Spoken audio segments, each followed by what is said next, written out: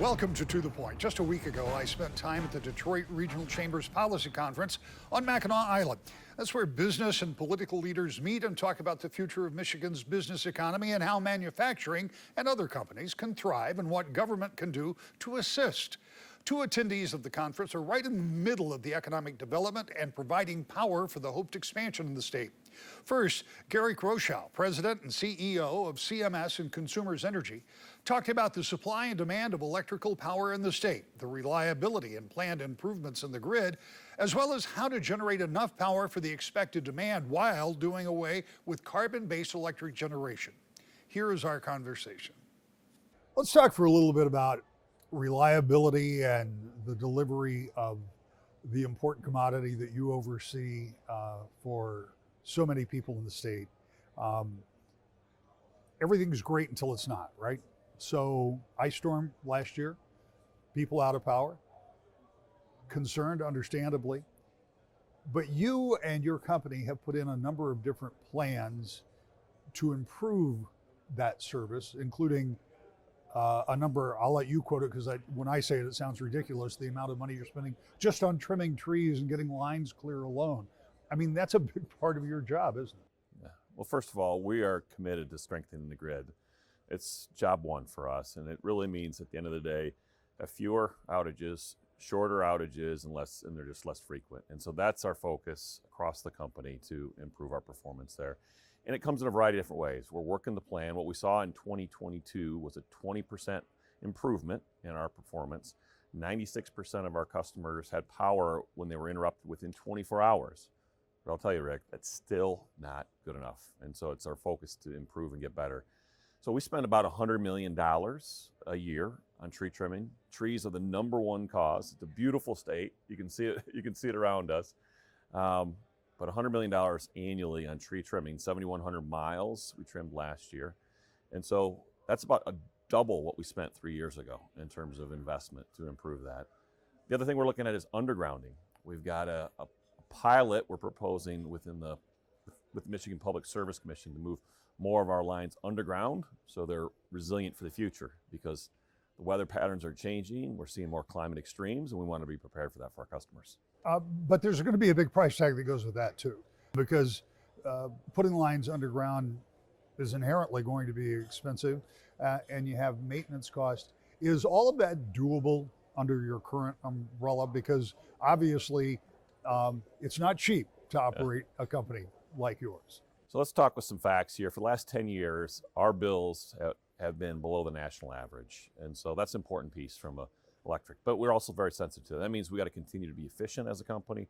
We're going to continue to take cost out because we want to make sure our most vulnerable customers are not impacted by high electric costs. And we want to grow Michigan, which means businesses need to have low electric costs as well. So that's a major focus for us as we look at improving the system. But it does mean more investments. To your point, we've got to make more investments. I will tell you this, that undergrounding is approaching the same cost, or the cost of conversion with above ground construction due to directional boring and other technology improvements. And so we're going to be certainly sensitive to affordability, but these are the necessary investments we need to improve reliability, which is equally important for our customers. One of the focuses of this conference is going to be about investment, reinvestment, and expansion, just as you talked about with business. And you and all of your colleagues are an integral part of that, because one of the things will be that reliable service. How big of demand, and we'll get to the electric vehicle part of this in a moment, but how big of a demand will the hopefully expanding business environment put on the grid and the electrical needs? So first of all, we have supply necessary to meet all the customer demands, and we continue to grow that as necessary. We're seeing a lot of great economic growth in the state through our governor's office, through the MEDC. We're engaged with that. One of the first questions often asked is electric or gas supply and what's the cost of that. And so we're early on in those conversations, and we've done some things. We've got a very energy intensive rate for economic development that lowers the cost. Our capital investments are low cost, no cost, and a lot of our new customers are asking for green energy, which we can deliver. And so all of those help to grow jobs here in Michigan, which are really starting to blossom here as we see a number of announcements across Michigan. Now, with all that said, we know we can be affordable. We know we can continue to help grow grow Michigan. You mentioned it briefly, but talk to me a little bit about the green energy, the renewable sources, moving away from coal, which you guys have done pretty aggressively over the past few years, and going to more sustainable production of energy, even as the demand increases. I mean, kind of the convergence of the two sounds like it might create a bit of a pinch, but it seems like this has been part of the plan for a while. It's part of the plan. We do a lot of studying on this to make sure, because when people go to the light switch and turn the light switch, they expect it to be on, right? Whether it's from an ice storm, they want to be on quick, or whether it's the supply side, we want to make sure there's enough supply for all our customers. And so it's a focus area for us. And so we're doing this transition away from coal in a very thoughtful way. We look at things like, I'm going to get technical with you, loss of load expectation studies and probabilities of different events, but it's all looked at. And so we're going to retire coal by 2025, one of the first utilities in the nation to do that. It'll clean our air, and reduce carbon reductions by 60%. But we're building solar, we're building wind. We're also using natural gas, which is a cleaner fossil fuel, to be able to make sure when you go to the light switch, the lights come on. When you talk about natural gas, I mean, there are obviously built-in costs with solar, built-in cost with wind. Natural gas can fluctuate a little bit. How do you structure that in to your bottom line, to my bottom line, Sure. when I get my bill? So one of the beautiful things about Michigan is just our storage capabilities in Michigan. And so one of the largest underground storage fields in the country is in Michigan. And so that allows us to do some hedging, some physical hedging, to be able to help manage gas costs for our customers. And so that helps to be able to manage the bill, particularly buy it when it's lower cost, and avoid some of the high pricing of natural gas. One of the things you and I talked about when we last sat down was about electric vehicles. And it's only been a year, but the fact is that the impact of electric vehicles is growing on a daily basis. We're still in the single digits in the state of Michigan as a percentile, but by the next time you and I sit down, I expect that to be in the double digits, and Sure. that will continue to grow. One of the things you said, and I believe I recall this accurately, is one of the benefits or an advantage is that from your perspective, most of those vehicles are going to be charged overnight when Yes. the demand is less. So that helps you with the grid. Still, as more and more people transition into electric vehicles, there will be more of a drag on the system. How are you preparing for that? Well, we went through that similar type of growth, 60s, 70s, and even a little bit in the late 80s when people had air conditioning in their homes. And so there's a big demand, and the system adapted to that. And so there's a lot of great engineers in our company that are looking at that and preparing for that.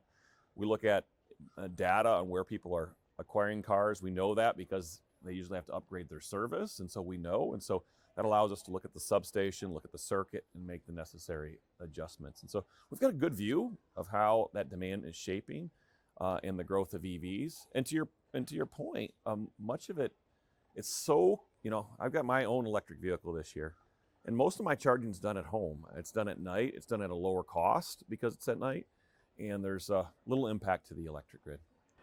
As that grows and grows, there will be, for example, the whole ring of charging stations around the Great Lakes, which is something we talked about last year. There will be more and more of these public charging places, as well as, I suspect, at your business location, they'll offer that for their workers at no cost or at some minor cost for those people who want to convert to EVs. How much extra infrastructure does it mean for you, or is that on the end user and you just supply? No, there's quite a bit of extra infrastructure and transformers and wires to be able to service this. There's a good network out there now, given the amount of EVs on the road, but to your point, it's going to expand.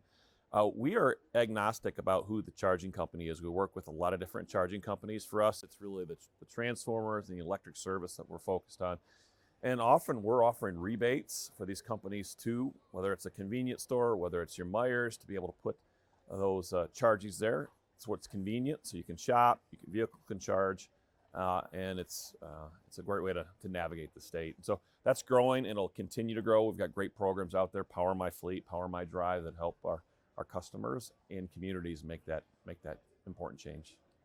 Inflation and interest rates may have impacted the building boom that has been going on in the state a little bit, but everywhere I go, there is still plenty of new construction going on. How big is the demand for you? Because you have to provide some of the big boxes that have to be put in for the circuits and that type of thing. How much is that demand a pressure on consumers? Yeah, Quentin Messer from the MEDC says this is a once in a generation opportunity, and it certainly, we see it the same way. We haven't seen this type of load growth in over 40 years. When you see these large battery manufacturers that are locating throughout the state, they have a large demand to be able to meet the needs of the process, the construction process for batteries. And there's large demand that go with it. And our customers should rest assured, though, that we've got this. We've dealt with this before. It's been a while, but we know how to build infrastructure, and we see no problem serving these large customers. And we're inviting more to join this great state. We're seeing it in batteries and polysilicon manufacture and chips manufacture. There's just more onshoring going, which I think is great for the U.S. and particularly great for Michigan.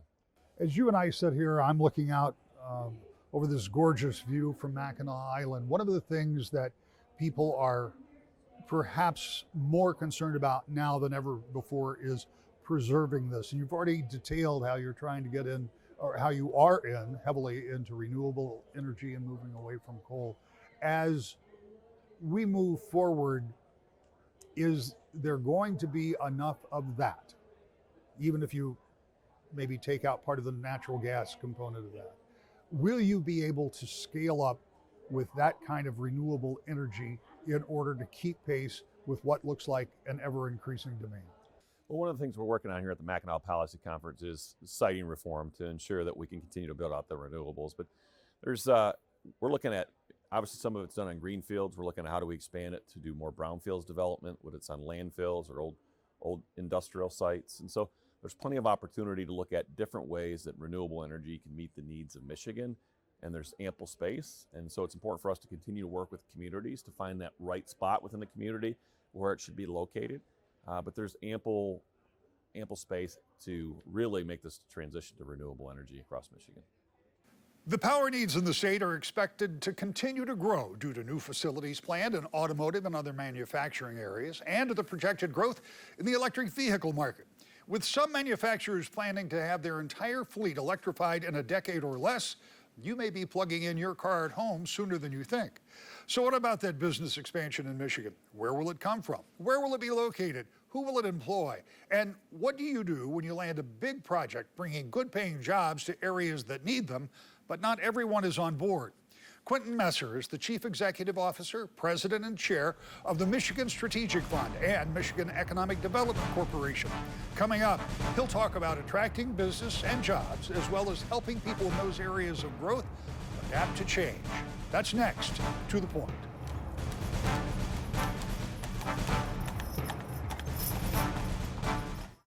Welcome back to the Point. Quentin Messer is the head of the MEDC and is in the middle of all of those big new business developments that we regularly hear about moving into the state. The competition among states and even other countries is fierce. So getting a company to put their newest expansion in Michigan is a big task, and one that Messer seems to relish. There is, however, a downside, because not everyone is always on board when a new project threatens to change an area in strategic ways. He talks about the future for Michigan's business and his role in that future. We've just been sitting here talking about this state and about some of the attributes, and it's hard not to recognize them sitting here on the porch at the Grand Hotel. But your job is to tell that story in a much more complete way. It's not just about how it looks, but it's how companies can perform here. It's about why people can have a good quality of life. What is the job of the MEDC and your job as it pertains to where Michigan goes from here? So it's a great question. First of all, thanks for affording me the opportunity, as always. I think there are three big elements of MEDC's job. The first one is to make sure that economic development improves the lives of 10 million plus Michiganders and hopefully millions more who will come into the state. So what does that mean? We need to make sure that small and medium-sized businesses have access to services and opportunities and programming that's going to help them grow. So we certainly do that, do our funding of the small business development centers, smart zones, APACS accelerators, which are formerly PTAC. We have to also make sure for growth happens in our rural and urban areas. And so that's one aspect of it. The certain aspect is that we need to make sure that we revitalize places, working with towns and villages across both peninsulas to make sure that we have the downtowns that are attractive and have storefronts that people want to go to and tourists want to spend their dollars. And then last, we have to make sure that young people and people young in spirit like me feel like there are opportunities for them to not only have employment, but entrepreneurial opportunities. So that's why, as the governor spoke yesterday about Make It in Michigan, it was about people, places, and projects. You talk today, the governor announced sort of the growing the population in Michigan Commission. Those are the elements that we at MEDC have to be stewards of. And that's how we impact positively what happens to 10 million plus friends and neighbor, and hopefully a couple of million more that will come over the next 2 to 3 decades. Let's talk a little bit about that population growth, because as one of the speakers said, we've been stagnant for 30 years in this state, about the amount of time I've been here. That number's always been pretty consistent. We've seen people leave, and unfortunately, a lot of the people who leave are young people who are leaving out of high school or college, and those are exactly the kind of people that you, as an economic developer, need to stay here, because we have seen, I think the governor said yesterday, something like 16,000 jobs that are to be created over the next few years. Absolutely. And those are skilled labor jobs, skilled trades jobs that we need those people for. So how vital is it, I appreciate the commission that's being established, but how vital is it to start even now to try to get enough people to fill those jobs? Because at some point, if the jobs exist and the workers don't, that's a mismatch. No, you're absolutely right. So we have, prior to the establishment of the commission, I think what the commission does is provides a strategic overhang to work that has been, candidly before Governor Whitmer, certainly once she became governor the first term, and then certainly upon her reelection, and when I came in 2021, the thought of making sure that people have opportunities, but more importantly than just the opportunities in sectors that maybe they didn't really conceive of. I think the Lieutenant Governor's narrative is very powerful. Here's someone who felt that the place where he needed to go to pursue his dreams of software engineering was outside of Michigan.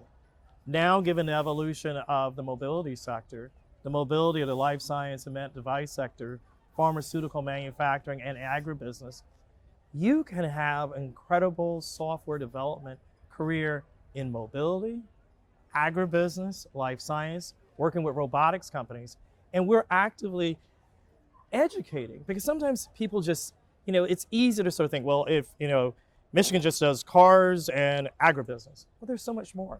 So the onus is on our team at MEDC, working with others, to educate young people on the totality of opportunities here, where they can take their skills, talents, aspirations, dreams, and use it in arguably one of the most diverse economies in America. Michigan has the second most diverse agricultural economy in America. It has a vibrant fintech and insurance tech sector. Furniture design and interior office design. A vibrant healthcare corridor, including nuclear medicine in West Michigan, and so many other things. You look at Acrisure. That is insurance tech, it's fintech, it's financial technology. Those are things that I don't know whether people fully understand, and the onus is on me. I've got to get better every day about making sure young people understand the totality of experiences right here. Let's talk about perhaps one of the downsides of economic development, and that is that we have seen in West Michigan, both near Big Rapids and near Marshall, two big plant proposals at this point that would both deal with batteries for electric vehicles. we've heard for years about the evolution of automobiles to electric vehicles. Now it's real, we see it. The percentage numbers are, I think, still single digit of owners in the state, but those will be double digit soon. Yep. And all of this requires an infrastructure to keep Michigan in the lead in automotive production. That's the upside. The downside is we've seen in both of those areas local pushback saying, for multitude of reasons, and I'm not here to make their arguments, but they're not thrilled about the prospect. As you, as an economic development lead for the state of Michigan, how do you deal with what you see as an opportunity, but when you go into the local community, they don't embrace it the way that you have? Yeah, it's a great question. So a couple of things. One, representative democracy is working. And we need to make sure that all voices in our community. But just to level set on the fact base, we know in both locations, there have been deep desires to have growth, economic development growth, and people understand the imperative of that. As populations age, as you age, you typically spend less money. So when you're spending less money, you have less dollars in circulation. So your small and medium-sized businesses aren't benefiting from the spontaneous purchase, the spur-of-the-moment purchase. That's something you tend to do as you get younger, and studies have shown that.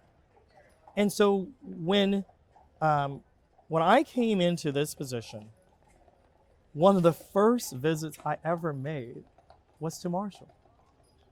Ironically enough, because that community had been saying, post-State Farm, post other things, we have land that we believe could be right for opportunities based upon some of the things that Ambassador Coulter spoke about.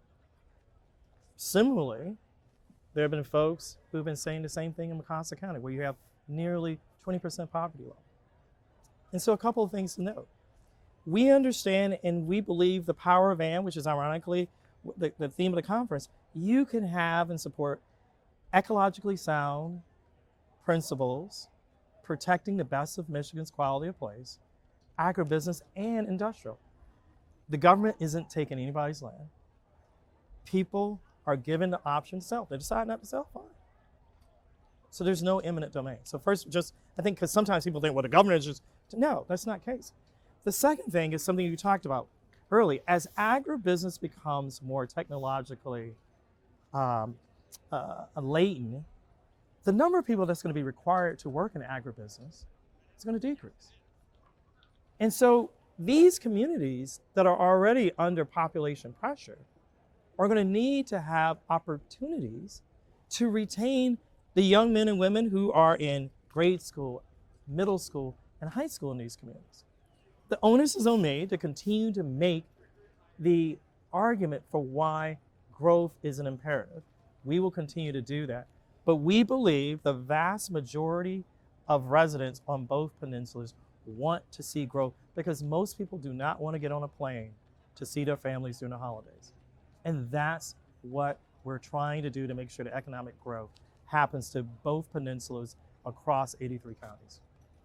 In Lansing, Democrats and Republicans are still trying to come to an agreement on a budget. With the clock counting down to the end of the month, we'll keep you updated on their progress, or lack thereof, every week. To the point.